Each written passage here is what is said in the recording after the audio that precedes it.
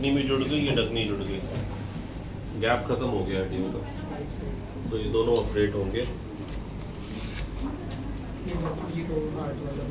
ये देखो सर, ये जुड़ गया, ये जुड़ गया, गड्ढा पड़ गया नीचे, डीप हो गया।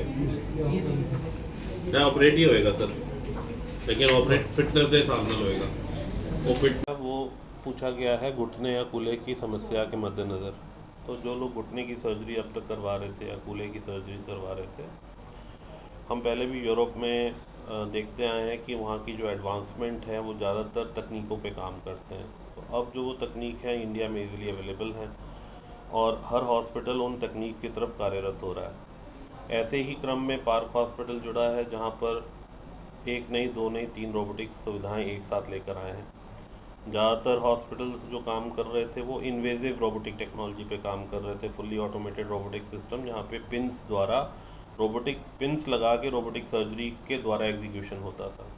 तो पिन्स के कुछ नुकसान देखे जा रहे थे कि पिन ट्रैक इन्फेक्शन हो जाता था, या पिन ट्रैक फ्रैक्चर हो जाता था, या पिन होल पेन्स में बने रहते थे। तो उसको दूर करने के लिए 2 वर्चुअल रोबोटिक्स पे भी हमने काम किया। वर्चुअल रोबोटिक्स मतलब एक आंखों वाली प्रणाली है, एक 3D CT वाली प्रणाली है, जिसमें हम आपके घुटने की खराबी और उसके पूरे के पूरे आकार प्रकार को पहले ही नाप लेते हैं। तो किसी भी सर्जरी का मेन ध्येय क्या है, कोई भी सर्जरी जब सर्जन करता है उसका मेन ध्येय है कि भाई उसका आंकलन हो सके, खराबी का दर कितना है, नाप कितना है, ये सब पता पहले लग जाए तो आपका रास्ता ईजी हो जाता है। तो जब हम मैनुअली करते थे तो ये सारा कुछ एग्जीक्यूट करने के लिए हमें बहुत सारी इंस्ट्रूमेंटेशंस की ज़रूरत पड़ती थी, समय का दर बहुत ज़्यादा था, चीरे का दर बहुत ज़्यादा था, ब्लड लॉस बहुत था, डिपेंडेंसी बहुत थी सर्जरी के बाद, पेन की वजह से वॉकर पे लंबे समय तक रहता था, टाँके की जगह मेंटल की क्लिप्स लगती थी। तो ये सब चीज़ें इस पर्टिकुलर सर्जरी को एक बड़ी सर्जरी बना देती थी और लोग डरते थे इसकी तरफ आने से। उसको ही एग्जीक्यूट हमने जब रोबोटिक प्रणाली से किया तो वो चीज़ें अब हमें छोटी लगने लगी। चीरे का दर कम हो गया, 4 इंच के बराबर, मांस को काटा नहीं जाता, मसल स्पेयरिंग हो गई। वर्चुअल रोबोट से साइज़ और ख़राबी पता कर रहे हैं तो पिन्स लगाने की ज़रूरत नहीं पड़ रही है। तो रॉड और सिस्टम का लगाना बंद हो गया, हड्डी को काटना बंद हो गया। ऊपरी सतह को साफ़ करके उसके ऊपर एक्चुअल साइज़ की कैप लगा देते हैं, तो टेक्नोलॉजी भी रिप्लेसमेंट की जगह रीसर्फेसिंग मॉडल पे आ गई। पेशेंट अब 6 घंटे में चलता है, ICU की ज़रूरत नहीं होती है, टाँकों की लगते नहीं है तो टाँके खुलाने की ज़रूरत नहीं है, अगले दिन से वॉकर छोड़ देता है, अगले दिन से सीढ़ी चढ़ता है। तो जो recovery, road to recovery R2R जिसको हम बोलते हैं, ये रिवॉल्यूशनाइज हो गई है। तो रिवॉल्यूशन में हमें क्या मिल रहा है अब? छोटा चीरा नहीं, टाँके, ICU नहीं, इंडिपेंडेंसी नेक्स्ट डे से, स्टेयर तीसरे दिन चढ़ लो, 5वें दिन घर जाते हो तो बिना वॉकर बिना छड़ी के जाते हो, अगले 10-12 दिन की थेरेपी लेकर आप बाहर की सैर करने लायक हो जाते हो, महीने में आप बिस्तर पे चौकड़ी मारने लायक हो जाते हो, 3 महीने में ज़मीन पे मार लेते हो। तो ये सब पॉसिबल हो पाया एक अच्छी फैसिलिटी के कारण, अच्छी टेक्नोलॉजी के कारण। तो पेशेंट, डॉक्टर का एक्सपीरियंस है, रोबोट चलाने का एक्सपीरियंस उसके पास है, एग्जीक्यूशन सही दे रहा है, तो आपका रिजल्ट 100% आ रहा है। तो अब ये पेशेंट्स के लिए एक वरदान साबित हो रहा है। सर, डर जो है वो लोगों को रहता है कि कैसे विश्वास करें ऐसी रोबोटिक सर्जरी पे। कई बार पेशेंट्स जो है वो डॉक्टर पे भी आसानी से विश्वास नहीं करते। तो विश्वास दिलाने के लिए काउंसलिंग होना ज़रूरी है, इसलिए हम बोलते हैं कि प्री काउंसलिंग सेशंस पेशेंट के साथ ज़रूर होने चाहिए। जब हम पेशेंट को टाइम नहीं देते, जब पेशेंट के साथ बैठ के रूबरू नहीं होते, उनको उन पेशेंट से बात नहीं कराते जो करा के गए हैं, तो रिफ्लेक्सली उनका माइंड सेटअप उतना होता नहीं। तो हर डॉक्टर को मेरा मैसेज यही है कि अपने पेशेंट के साथ पहले प्री काउंसलिंग सेशन ज़रूर दें, उसके साथ बैठें, उसके डर को समझें, कहाँ उसकी रुकावट है। अब ये रुकावट मानसिक तौर पे हो सकती है, फाइनेंशियल तौर पे हो सकती है, या डिस्टेंस के तौर पे हो सकती है। इन तीनों चीज़ों को हम पार्क में कवर कर रहे हैं। फाइनेंशियली तो यहाँ पे हर कैटर के पेशेंट को ऑपरेट किया जाता है, ऐसा नहीं है कि एक ही वर्ग को ट्रीट किया जा रहा है।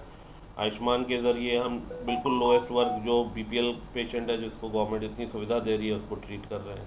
ESI, CGHS, ECHS, रेलवे हर पैनल को कवर दे रहा है, TPA हर इंश्योरेंस को कवर दे रहा है। कैश में भी अस्पताल आगे बढ़ के आ रहा है कि जो पेशेंट बहुत बड़े चढ़े पैकेज नहीं दे पा रहा, उनके लिए भी एक मार्जिनल डिस्काउंट देकर उनके ट्रीटमेंट उनको मुहैया कराया जा रहे हैं। तो फाइनेंशियली हम उनको ऐसे टैकल करते हैं। डिस्टेंस के लिए पार्क से बेहतर हॉस्पिटल हो नहीं सकता, क्योंकि हर 100 किलोमीटर की दूरी पे इनका अस्पताल है। अगर आप मोहाली से चलें तो मोहाली में है, पंचकुला में आ रहा है, पंचकुला में आ जाएगा 600-650 बेड का हॉस्पिटल आ जाएगा। वहाँ से चलेंगे आप अम्बाला आ जाइए तो रास्ते में ही हीलिंग टच पड़ रहा है। अम्बाला से चलिए तो आपको करनाल में इनका हॉस्पिटल मिलेगा। करनाल से चलिए पानीपत में मिलेगा। पानीपत से चलिए सोनीपत में मिलेगा। सोनीपत से आगे जाइए दिल्ली में 4 हॉस्पिटल मिलेंगे। तो कहने का मतलब है कि हर 100 किलोमीटर पे जब आपका हॉस्पिटल आपकी सेवा के लिए खड़ा है तो डिस्टेंस की थ्योरी ख़त्म हो गई। हर पेशेंट को डोर टू डोर सर्विस मिल रही है। तो कई पेशेंट डिस्टेंस की वजह से आ नहीं पा रहे थे कि इतना दूर है, मोहाली नहीं आ सकते, चंडीगढ़ नहीं आ सकते, तो हमारी पूरी टीम उनके शहर में जाती है और हमारे हॉस्पिटल में उनको ऑपरेट करके दे रही है। तो ये डिस्टेंस का जो साइकोलॉजी था वो ख़त्म हो गया। उसके बाद आता है काउंसलिंग। तो हर पेशेंट के साथ हम 20, 25, 30 मिनट तक लगाते हैं, आने वाले हैं, ताकि वो मानसिक रूप से तैयार हो सकें और उनका वो डर निकल सके। तो ये सारा सामंजस्य जब आप एक साथ लेकर आते हो तो रोबोटिक प्रणाली का कॉन्फिडेंस पेशेंट में इतना बढ़ता जा रहा है कि जो मास हम पिछले साल देख रहे थे और जो अब देख रहे हैं वो वॉल्यूम बढ़ के डबल हो गया है। तो अगर मैंने पिछले साल 100 सर्जरीज की थी तो इस साल मैंने 250 की हैं। क्यों? क्योंकि जो 100 सर्जरीज की थी उनका सक्सेस रेट इतना हाई था कि उनको देखकर अगले 150 और ऐड हो गए। तो ये विश्वास भी तभी आता है जब आप वो विश्वास पेशेंट्स तक ले जाते हो अच्छे काम के साथ, अच्छी नीयत के साथ, जो पार्क में बैठकर हम लोग बहुत आसानी से कर पा रहे हैं। अभी तक इन तीनों मशीन्स की हेल्प से कितनी सर्जरी की गई है? तो पिछले 2 महीने में तकरीबन हम 300-350 सर्जरी कर चुके हैं रोबोटिक प्रणाली पर, और अब ये प्रणाली हम धीरे धीरे हर हॉस्पिटल में लेकर जा रहे हैं पार्क के। रिकवरी परसेंटेज नियर टू 100% है। 100% ना क्यों नहीं बोल रहा हूँ, क्योंकि कुछ पेशेंट की जो बिल्ट है, बनावट है, एज है, उसके दर पर पेन का स्कोर या रिकवरी का मार्जिनल परसेंटेज ऊपर नीचे हो सकता है, बट 99.9% पेशेंट की रोड टू रिकवरी 100 मतलब एक्सेलेंट है। क्या ये सर्जरी करवाने के लिए जो है वो कोई एज लिमिट या फिर कुछ मेडिकल कंडीशंस भी अप्लाई है? तो 50 साल के ऊपर बीपी, शुगर, थायराइड ये कॉमन बीमारी है जो हर पेशेंट में पाई जाती है। इससे घबराने जैसी चीज़ नहीं है। इनकी जो मेजरमेंट्स होती हैं वो कंट्रोल रहनी चाहिए। मतलब जब आप डॉक्टर के पास आएँ और इसके रिपोर्ट्स लेकर आएँ तो वो अंडर कंट्रोल रहनी चाहिए। उसके अलावा जो घातक बीमारियां हैं, जिसको किसी को कैंसर है या किसी का लीवर काम नहीं कर रहा है, किडनी काम नहीं कर रहा, वहाँ पर 100% मेडिकल फिटनेस की ज़रूरत है। अगर उस फिटनेस पे कोई उनके डॉक्टर क्लेम करते हैं कि नहीं किया जा सकता तो ही कर सकते हैं, नहीं तो उन पेशेंट्स को मेडिसिन ट्रीटमेंट पर या फिजियोथेरेपी पर रखा जाता है। इसका बेनिफिट्स जो है वो पेशेंट्स को मिलेगा? एक्चुअली देखो, आजकल मेडिकल टेक्नोलॉजी में भी बड़ी ज़्यादा एडवांसमेंट हो गई है। जैसे बाकी चीज़ों में हिंदुस्तान बड़ी आगे चल रहा है, ऐसे ही मेडिसिन में भी, मेडिकली भी हिंदुस्तान आज हमारे बाकी देशों से कम्पीट कर रहा है। इवन बाकी कंट्री से ज़्यादा अच्छी फैसिलिटीज़ हमारे हिंदुस्तान में है। अगर मैं बात करता हूँ किसी भी कंट्री की, इवन यूएस की या ऑस्ट्रेलिया की या न्यूजीलैंड की या कनाडा की, इवन कई लोग हमारे वो लोग जॉइंट रिप्लेसमेंट के लिए इंडिया आते हैं। इंडिया में इतनी अच्छी फैसिलिटी है जॉइंट रिप्लेसमेंट की और इतनी क्विक रिकवरी है। जैसे अभी ये नई टेक्नोलॉजी शुरू हुई है रोबोटिक्स की, रोबोट कई लोगों ने लगवाया हुआ है, बट उसमें भी कितनी एडवांसमेंट वाले रोबोट्स लगाए हैं। वो पाक ने फर्स्ट टाइम शुरू किया है। हमारे अम्बाला में पहली बार ये चीज़ आ रही है।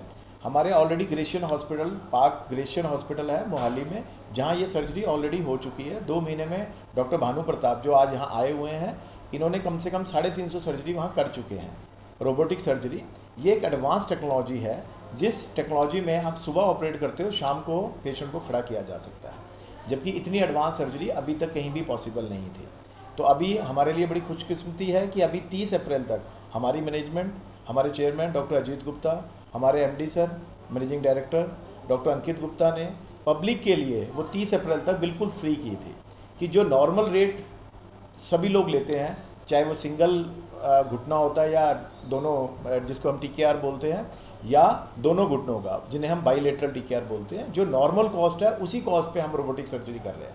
मतलब कहने को हम रोबोटिक रहे हैं, बट हम जो चार्ज ले रहे हैं वो नॉर्मल सर्जरी के ले रहे हैं। तो मैं थैंक्स करता हूँ अपनी मैनेजमेंट का कि पब्लिक के लिए इतना सोचते हैं। आगे बढ़कर जितने लोग हमारे यहाँ एम्प्लॉई हैं, मोर देन 400 एम्प्लॉई हैं, सभी लोगों में आज एक खुशी की लहर है कि ये डॉक्टर भानु प्रताप अब हमारे अम्बाला में भी ये सर्जरी करेंगे, जिससे अम्बाला के लोगों के लिए बेनिफिट है कि वो 50 किलोमीटर दूर या 100 किलोमीटर दूर ना जाएं, वो अम्बाला में ही ये सर्जरी करवा सकते हैं। तो हमारी जो चेन ऑफ हॉस्पिटल्स है, चंडीगढ़ से लेकर सोनीपत तक, हम ये सारी सर्जरीज अपनी अम्बाला, करनाल, पानीपत, सोनीपत, मोहाली में ये डॉक्टर भानु प्रताप खुद बैठते हैं, प्लस हमारे पटियाला में हॉस्पिटल है, तो इन सब जगह हमारी ये रोबोटिक सर्जरी शुरू हो गई है। तो ये एक खुशी की बात है हमारे अम्बाला वाले के लिए। सर अक्सर ये जो महंगी, क्या इसमें वो है लोगों को आयुष्मान कार्ड वगैरह दिया जाता है? इसमें हमारे जितने भी हॉस्पिटल एक हैं सेकंड,